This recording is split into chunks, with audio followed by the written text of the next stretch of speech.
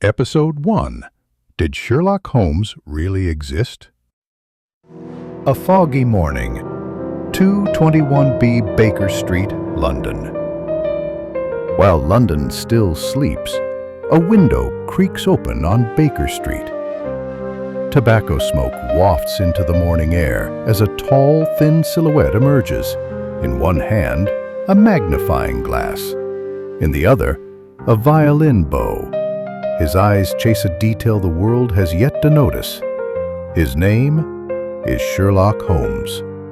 But the real question is, did he truly live, or have we all been following the trail of a perfectly crafted lie?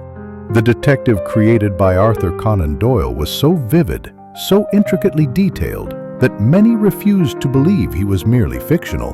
When the first books were published, people began writing letters to 221B Baker Street. Some were looking for lost cats, others suspected their wives of infidelity, and every one of them expected answers from one person, Sherlock Holmes. But where did Doyle find the inspiration for this character? Here's where the curtain lifts. The real-life inspiration behind Sherlock Holmes was Doyle's medical school professor, Dr. Joseph Bell. Cool-headed, observant, quiet, and razor-sharp, Bell could diagnose patients by simply observing their gait, clothes, or even the scent of their skin. Doyle decided to take these methods beyond medicine into the world of fiction and crime-solving. So, Holmes wasn't entirely imaginary. He was born from a real mind and took form in fiction. And what about Holmes's home, 221B Baker Street? At the time, such an address didn't even exist on London maps. Yet over time, people believed it was real. So much so that the City of London eventually turned it into an actual museum. But Holmes's shadow didn't remain in literature. Forensic science took inspiration from his methods. Police academies began teaching observation and deduction as formal techniques, and real-life detectives came to regard Holmes as a pioneer in their field. To this day, the question of whether Holmes truly existed remains unanswered. But perhaps it's not a question that needs one definitive answer, because sometimes a character is written so powerfully they begin to feel real, and we, without even noticing, believe in them. Sherlock Holmes, perhaps only a fictional creation, and yet the finest replica of reality. Episode 2. In Pursuit of Truth. London. The year is 1887.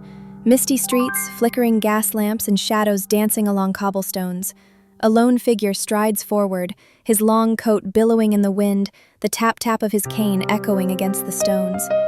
In his hand, not a magnifying glass, but a remarkably sharp mind.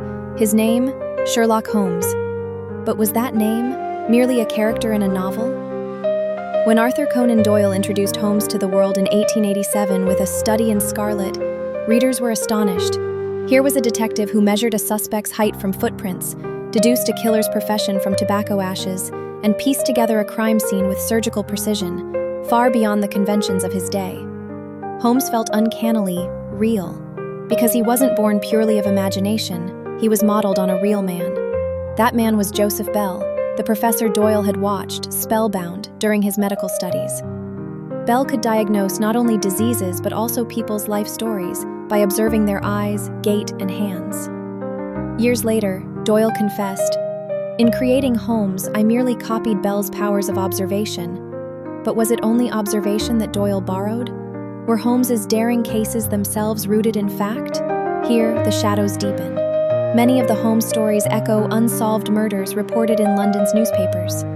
Doyle would rename details, change locations, but he hid kernels of truth between the lines. Some historians insist that tales like The Adventure of the Norwood Builder sprang from real-life crimes that had confounded Scotland Yard. Others still go further. They claim Holmes's inspiration came not only from Bell, but from a nameless investigator who lurked in London's underbelly, an unofficial crime sleuth with secret connections to law enforcement. So we ask ourselves, was Sherlock Holmes merely a fictional creation? Or did history conceal its truths beneath the guise of fiction? In this episode, we'll sift through Conan Doyle's private correspondence, 19th century London newspaper clippings, and Joseph Bell's documented testimonials. Perhaps Holmes never walked our streets. Perhaps we simply looked in the wrong place. Episode 3: Fact or Fictional Power. London, the 1890s. Fog-laden lanes, gaslight glow, hushed whispers at every corner. Holmes's exploits had leapt off bookstore shelves into the public imagination. Newspaper columns immortalized his name. Some swore they'd glimpsed him at Baker Street. Yet the truth remained. Holmes was born in Sir Arthur Conan Doyle's mind. So why did he feel so convincingly real? In this episode, we explore how Doyle bridged invention and authenticity. Whose traits shaped Holmes's character? And why did a fictional detective seem more believable than real-life sleuths? Were Holmes's feats of deduction, his uncanny crime-solving and mind-reading, mere fantasy? Or did they Episode 4: The Labyrinth of Mind. Holmes's realm stretched far beyond London's foggy avenues. It lay within the intricate corridors of his own intellect. To him, a single speck of dust wasn't mere debris, but the prologue to an unfolding drama. Each thread, from a torn letter to a muddy footprint, unlocked new passages in his mental maze. While thousands strolled London's thoroughfares, Holmes navigated an alternate reality. Ordinary eyes saw a smear. He perceived an orchestral arrangement of clues. His thought process was a dance of logic and intuition. Yet this gift could become a curse. Whereas solving a case brought relief to most, for Holmes it only ushered in fresh enigmas. Silence tormented him. Idle moments were a personal hell. As Dr. Watson once noted, when Holmes isn't thinking, he suffers. Indeed, Holmes's adversary was not criminals. It was the void of inaction. So he chased case after case, sometimes seeking refuge in morphine to still his racing mind. Watson, one of the few to glimpse Holmes's inner fires, observed that living with a genius was like residing with a tempest. Holmes appeared cold and detached, yet within burned an unquenchable hunger for truth. In a world where possibilities outranked facts, Holmes transcended the role of detective. He became an artisan of the mind, and every case his blank canvas. Episode 5: In London's Shadow. Far from the grandeur of Westminster and along the misty banks of the Thames, a lone man advanced in measured steps. Only the faint glow of gas lamps pierced the darkness. This was no ordinary passerby. Each footfall was an inquiry, each glance an analysis. Sherlock Holmes faced yet another riddle. This time it wasn't a petty theft, but the disappearance of a lady from London's high society. All that remained, a trace of perfume, a cryptic symbol etched on a wall, and a tangled web of lies.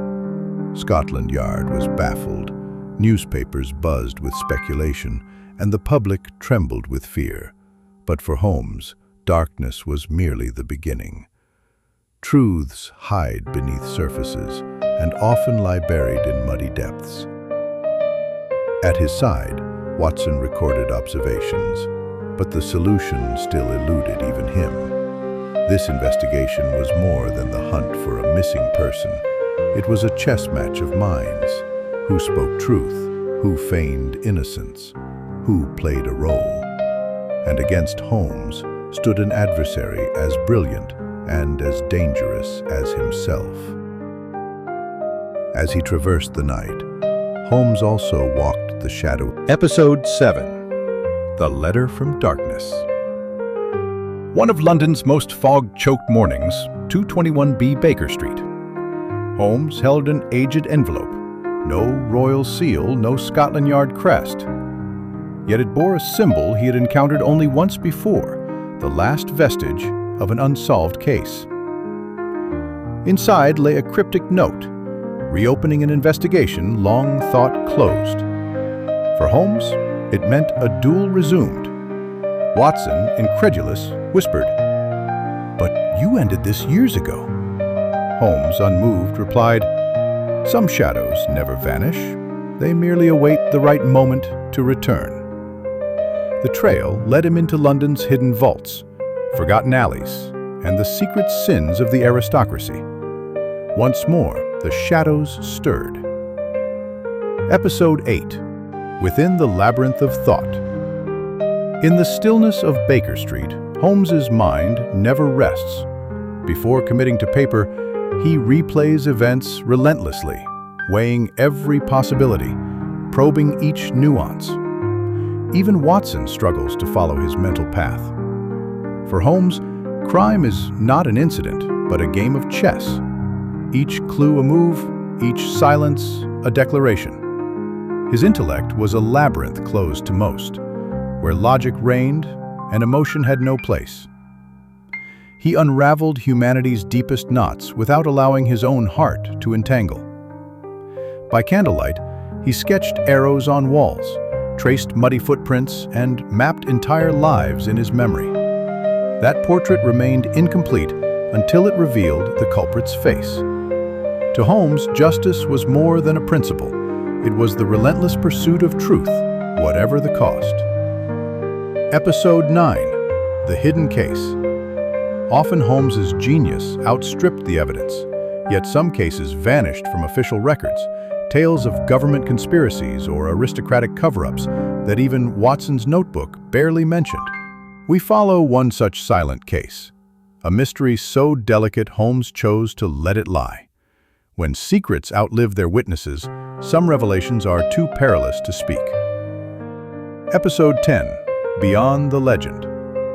Though Sherlock Holmes never walked the earth, his legacy transcends reality. He became more than a detective. He became a symbol of human ingenuity, logic, and observation. From 221B Baker Street, his influence spread across continents and centuries, living on in books, films, and our collective imagination. His deerstalker cap, pipe, and long cloak are icons of an era. Yet his true heritage lies in reminding us that a single overlooked detail can alter the whole picture. Today, when a baffling crime arises, people say, "Even Sherlock couldn't solve that." And perhaps he could. For Holmes's greatest power was not intellect, it was never giving up.